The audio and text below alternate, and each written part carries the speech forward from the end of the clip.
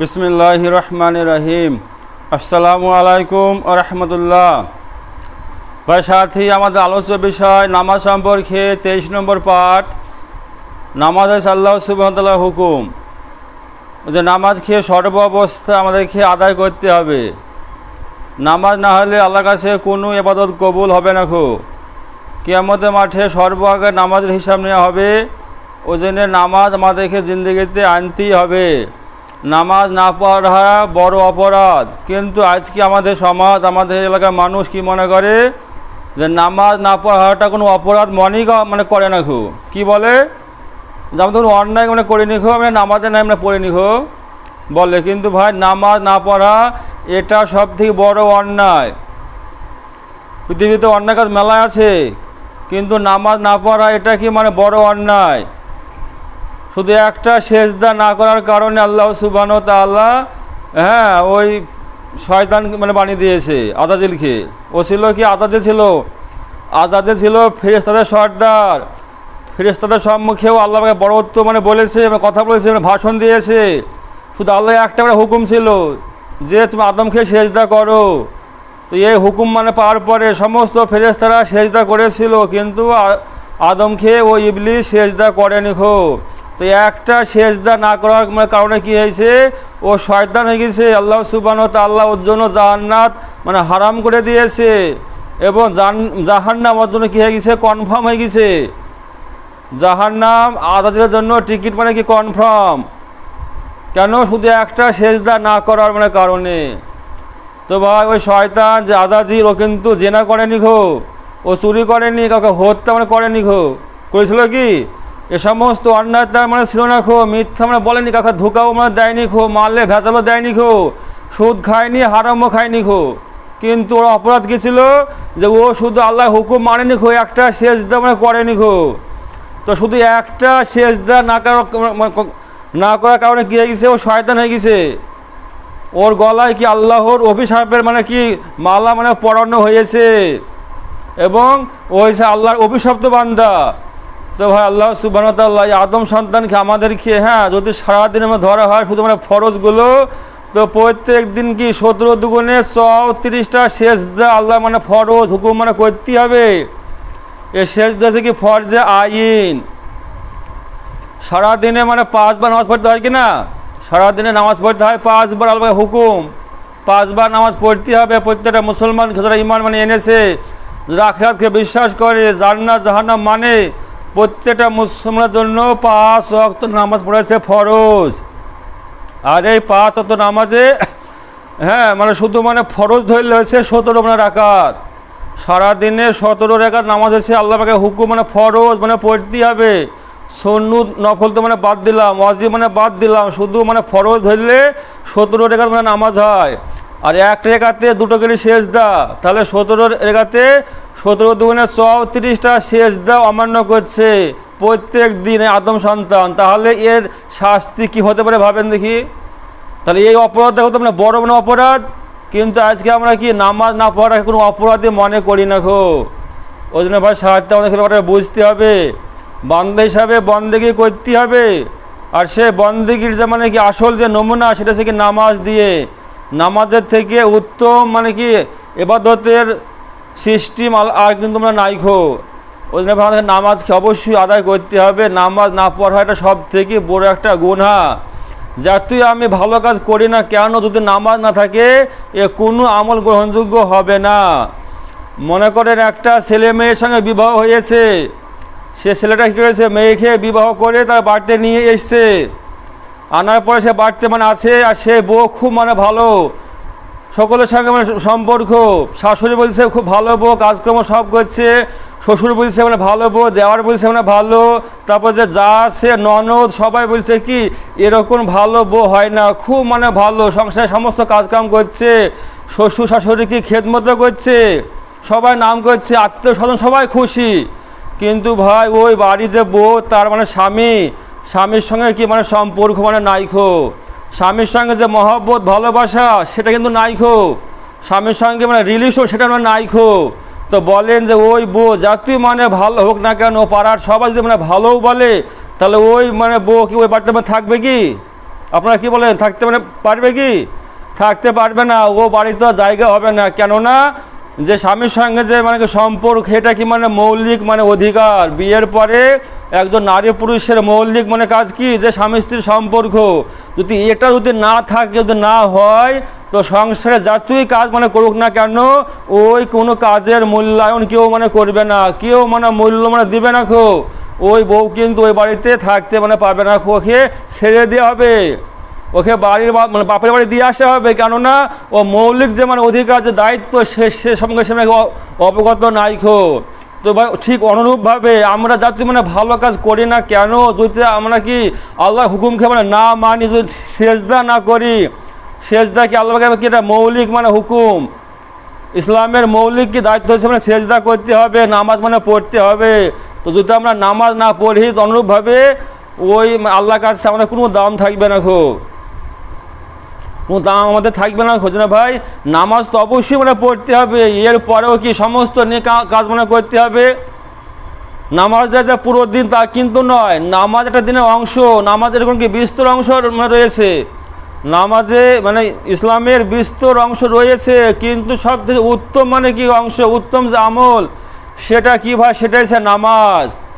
যে নামাজ তো জিন্দগিতে থাকতে হবেই, এরপরেও ভালো কাজ সমস্ত কিছু থাকতে হবে, কিন্তু নামাজ হচ্ছে মূল মানে বিষয়। আল্লাহ রসুল সাল্লাল্লাহু আলাইহি ওয়াসাল্লাম বলেছে, নামাজ তো ওইরকম দেহুর জন্য যেমন মাথা না থাকলে যেমন কোনো শরীরের দাম নাই, নামাজ না থাকলে তারও ইসলামে কোনো দাম নাই। ওই যে ভাই, নামাজ আমাদেরকে অবশ্যই আদায় করতে হবে। কিন্তু আজকে আমরা বিষয়টা বুঝতে মানে পারি না, আমরা বুঝতে চাই না, আমরা বুঝতে মানে না চাই না। ওদের ভাই, নামাজ আমাদেরকে অবশ্যই আদায় করতে হবে, নিজে তো আদায় করতে হবে, আমাদের আত্মীয় আছে মানে বলতে হবে, মানে বুঝাইতে হবে, এটা আমরা প্রত্যেকের দায়িত্বটা আমরা কর্তব্য। নামাজ না হলে কোন আমল গ্রহণযোগ্য হবে না। নামাজ নিজের জিন্দগিতে আনতে হবে, নামাজ সর্ব অবস্থায় কি আদায় করতে হবে। যে 5 ওয়াক্ত আল্লাহ নামাজ দিয়েছে, এই 5 ওয়াক্ত নামাজ আমাকে আদায় করতে হবে, আমার নামাজ অবশ্যই আদায় করতে হবে। ভাই, নামাজ আমাদেরকে অবশ্যই আদায় করতে হবে, নির্দিষ্ট জায়গাতে মসজিদে নামাজ আদায় করতে হবে।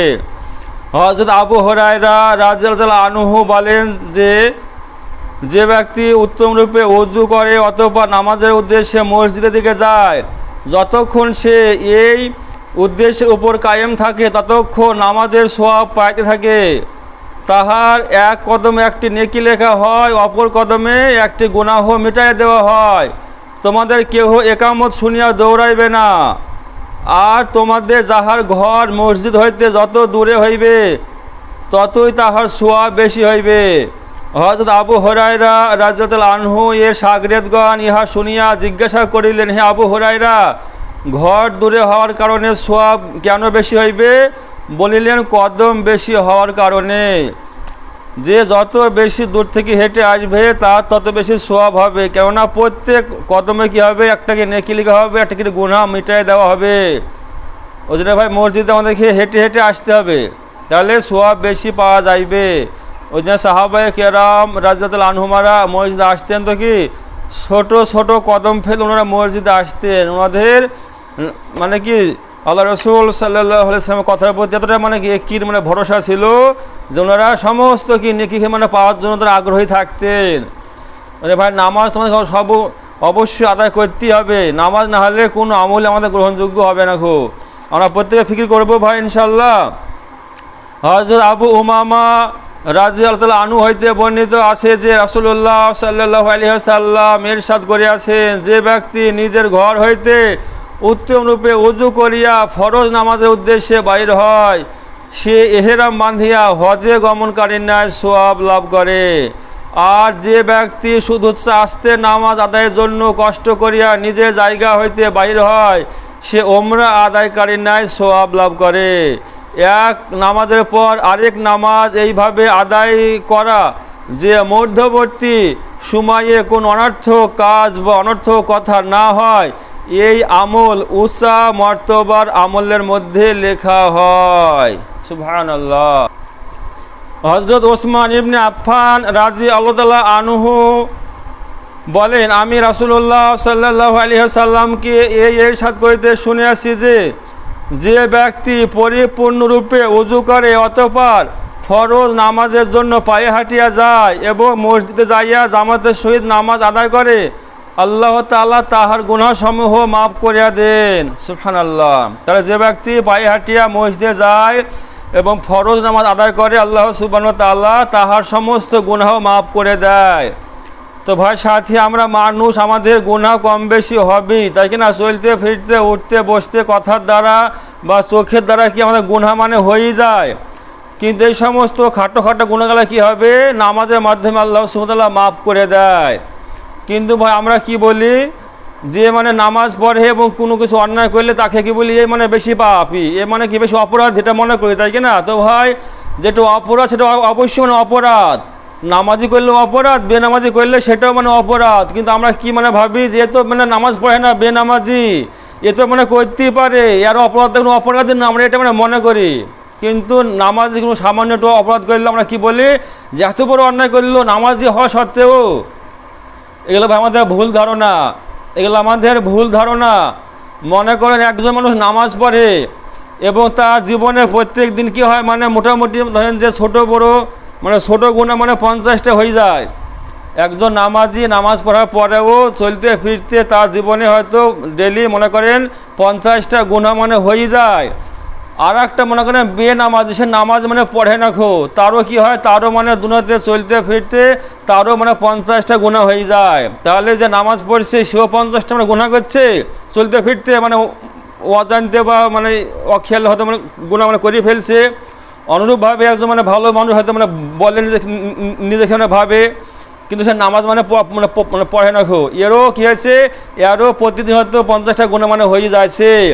এবার আমরা সাধারণ পাবলিক দেখছি মানে দুজনকে দেখার পরে মানে কি বলছি, যে মানে নামাজ পড়ে একটাকে অপরাধ মানে মনে করছি, যে মানে অপরাধের নামাজ পড়ার পরে মানে গুনাহ করছে, আর একই কিছু মানে বলছে না, কেন তো নামাজ যে মানে পড়ে না খো, তাই কি না? তো ভাই যে মানে নামাজ পড়ার পরেও মানে 50টা মানে গুনাহ করছে, আর যে নামাজ না পড়িয়ে মানে 50টা মানে গুনাহ করছে, তো এই দুজনের মধ্যে সব থেকে মানে কি, সব থেকে মানে নির্বোধ হচ্ছে যে মানে নামাজি না, যে নামাজ মানে পড়ে না।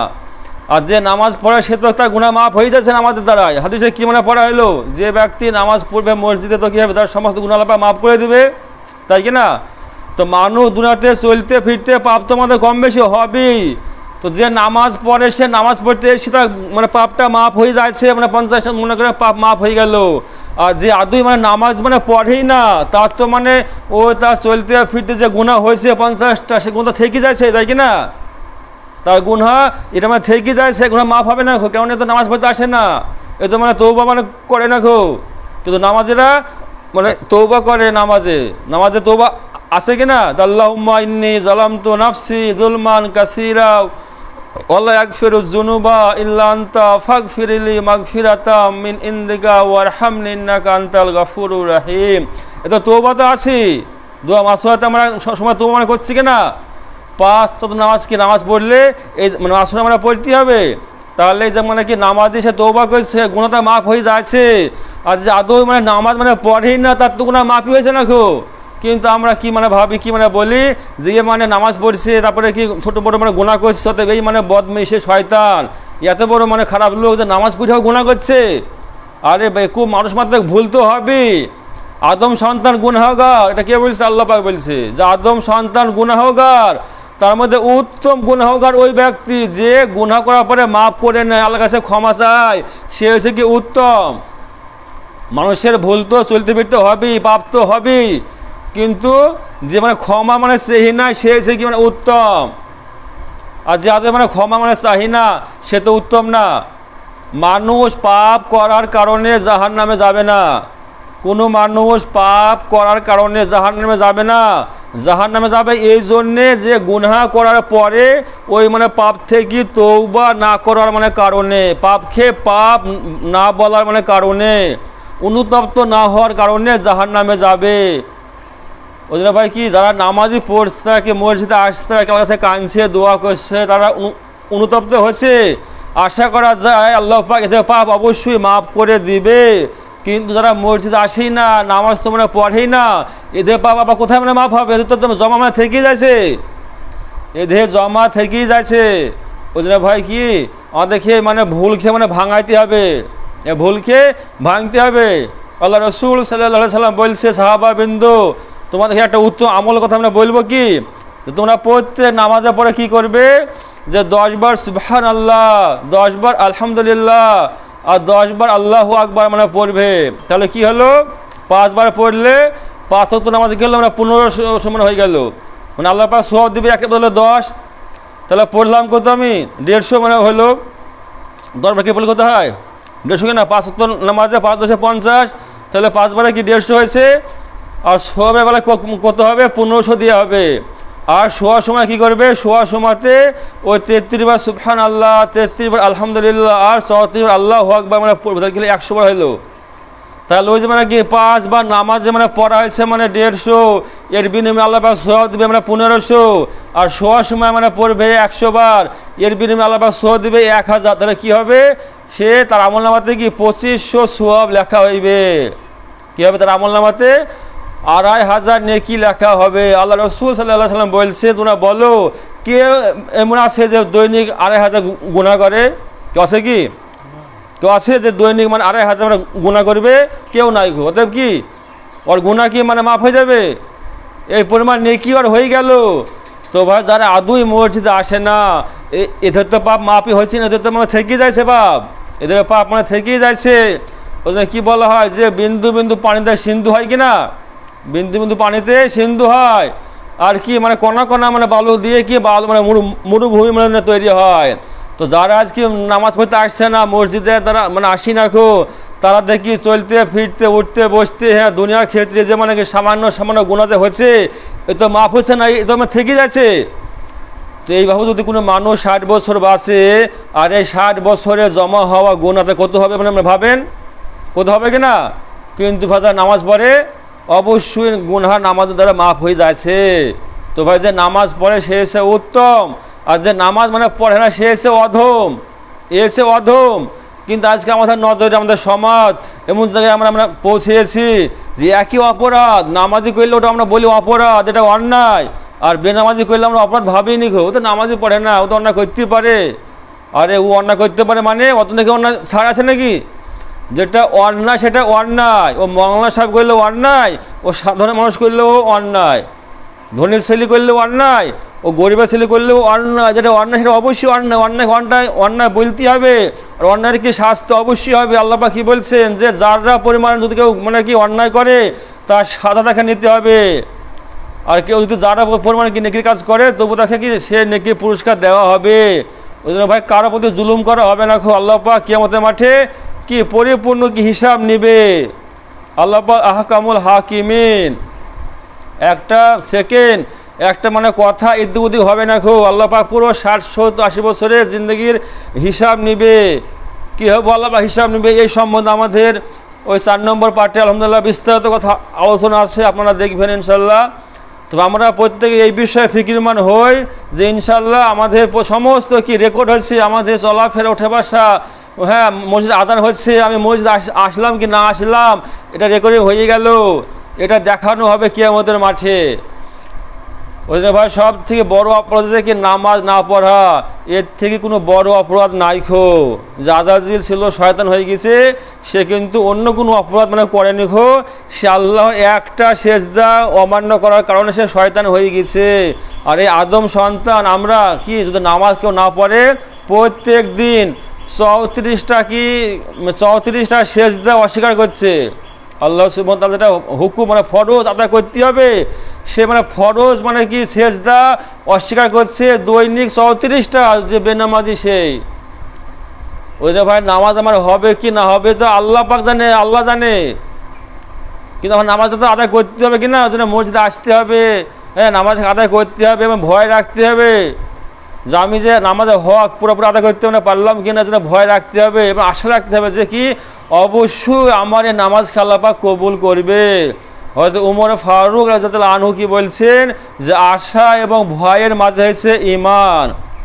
মুমিনের তো দুটো দিল হবে, এক দিল হবে কি পরিপূর্ণ আশা, আর এক দিল হবে কি পরিপূর্ণ ভয়। নিজের কৃত মানে কর্মের জন্য কি ভয় থাকবে যে আল্লাহ আমি গুনাহ করেছি, আল্লাহ আমাকে তুমি মাফ করে দাও, ক্ষমা করো, হ্যাঁ ভয় থাকতে হবে, জাহান্নামের ভয় অন্তরে থাকতে হবে।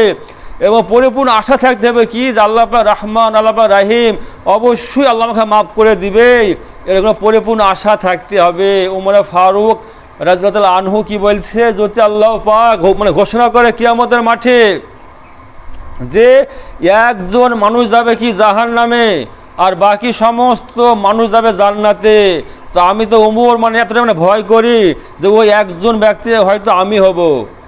আমি এতটা মানে ভয় করি আল্লাহ খেয়ে যে ওই একজন ব্যক্তি আমি হব না, তো আমি এই মানে ভয় করি। আর আমি আল্লাহর প্রতি এরকম মানে আশা রাখি, যদি কোনো আল্লাহ পাক ঘোষণা দেয় কিয়ামতের মাঠে যে দুনিয়ার সমস্ত মানুষ যাবে কি মানে জাহান্নামে, একজন যাবে জান্নাতে, তো আমি উমর আশা করি ওই ব্যক্তি আমি হব। তাহলে ভাই পরিপূর্ণ আশা এবং পরিপূর্ণ ভয় এর মধ্যে আছে কি ঈমান।